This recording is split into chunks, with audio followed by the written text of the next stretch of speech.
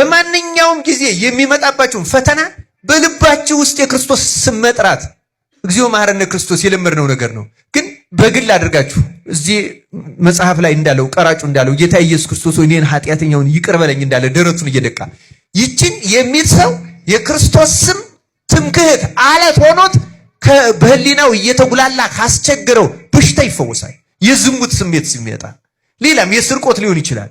እነዚህ የክርስቶስ ስም አምባ መጠጊያ መተለያ እናደርገው ክርስቲያኖች። ውጊያ ማለት ይሄ ነው። እንዲህ ስናደርግ ፈተናችንን እያቀለል ነው ድል እየነሳን ከዛ በኋላ መቼስ አንዳንድ አቅም የሌለው ሰው አንድ ነገር ሲሆን ወንድሙን ወይ አባቱን እንደሚጠራው ማለት ነው አይደለም? እኛ በማንኛውም ጊዜ የምንጠራው ማን ነው ንገሩኝ? ማን ነው የሚመካ ቢኖር በማን ይመካ? የክርስቶስን የእግዚአብሔርን ስም መጥራት።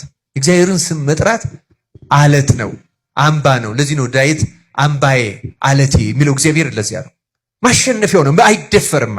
ሶስተኛዎቹ አንበጣዎች ናቸው። አንበጣዎች ንጉስ የላቸው፣ ሁሉም ግን በመልካም ስርዓት ይጓዛሉ ይላል። ሁሉም ምን ያደርጋሉ? እኛም ክርስቲያኖች የሚያስፈልገን ይህን ስርዓት ነው። በእውነት በኢትዮጵያ ቤተክርስቲያን በተለይ በከተማ ባሉት አብያተ መቃድስ በአሁኑ ዘመን ስርዓት ጠፍቷል። በእውነቱ ተበላሽቷል። ቤተ መቅደስ አሁን በቀን ጊዜ ተገኝቶ መጸለይም አይቻልም። ቤተክርስቲያን የሚመጣ ሰው ቢኖር የራሱን የሚችለውን ካደረገ በኋላ አንዱ ቦታ ቁጭ ብሎ ስልክ ማውራት ነው። የሚያስቅ ከሆነ ይስቃል፣ የሚያናድድ ከሆነ ይጮሃል፣ ይበሳጫል፣ እንደገጠመው ነገር ይናገራል።